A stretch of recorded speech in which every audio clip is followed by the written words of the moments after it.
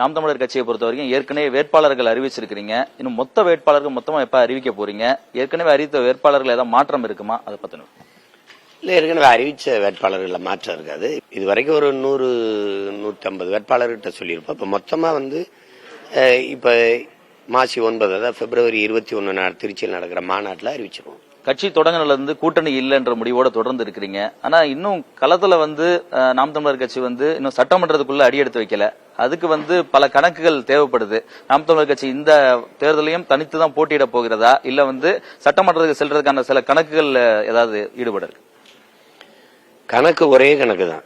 மக்களை முழுமையா நம்பி நேசிக்கிற ஒரு கணக்கு தான். நாங்க எங்கள் மக்களிடமிருந்து மக்களுக்காக வந்தவர்கள் அதுல நீங்க தீரணும். நாங்க கட்சி ஆரம்பிச்சிருது மக்களை வைத்து பிழைக்க அல்ல, மக்களுக்காக உழைக்க, பதவிக்காக அல்ல, என் மக்களின் உதவிக்காக, பணத்திற்காக அல்ல. நாங்கள் பிறந்த பெருமை மிக்க தமிழர் என்கிற தேசிய இனத்திற்காக.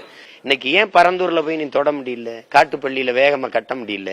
8 வழிச்சாலை ஏன் நிறுத்தி வச்சிருக்க? டங்ஸ்டன் ஏன் நிக்குது? பேனா சிலை ஏன் நட முடியல? ஏன்னா சட்டமன்றத்துக்குள்ள போலனாலும் மக்கள் மன்றத்துக்குள்ள வலுவா ஒரு படை இருக்கு. அது புரியுதா? அதனால நீங்க தேர்தல் வெற்றி தான் வெற்றின்னு நினைக்காதீங்க. இப்ப நாங்க பண்றது வெற்றி தான்.